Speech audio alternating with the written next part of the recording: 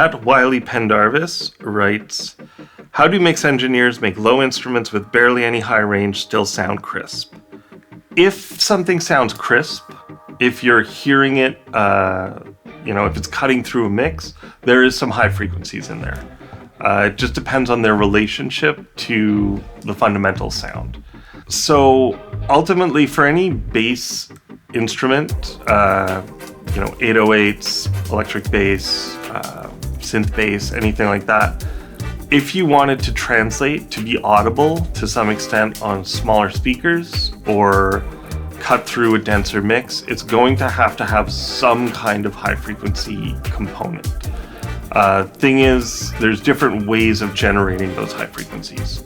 And none of them are better than others, but they just kind of accomplish different things. So using a little bit of subtle saturation is probably how most engineers get a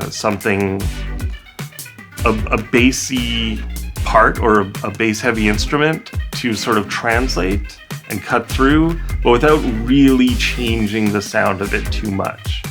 And probably the best way that I know of to do that is to use some form of tube saturation. So either, if you're lucky enough to have some analog outboard tube saturation, great. But for most of us, it'll be in the form of a plugin. What tubes do is they accentuate what's called the even order harmonics. Now, without getting too deep into it, you have what's called the harmonic series, where you have a fundamental, say at 100 hertz, and then you have integer multiples of that fundamental. So 200 hertz, 300 hertz, 400 hertz, 500 hertz.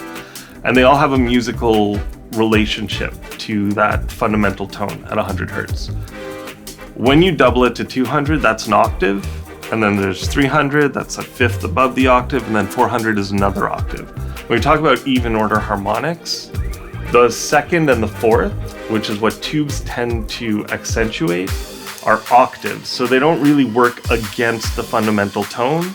They just sort of thicken it and provide that little bit of high frequency component that lets your ears kind of know what's there without it sounding radically different or without sort of compromising that bass quality, which is, I'm assuming, what you're going after. There's a psychoacoustic phenomenon that if you generate the harmonics of a sound, even if you can't hear the actual fundamental, if you hear those harmonics in proportion, your brain essentially inserts the lower tone that your ears can't actually hear, which is pretty amazing. Hey everyone, I'm Al Eastler, Senior Audio Engineer here at LANDR. If you like this video or any of the other videos on this channel, consider liking and subscribing. If you need help with your mix, leave a question or comment below, and either myself or one of our other audio engineers will answer it. Thanks for watching.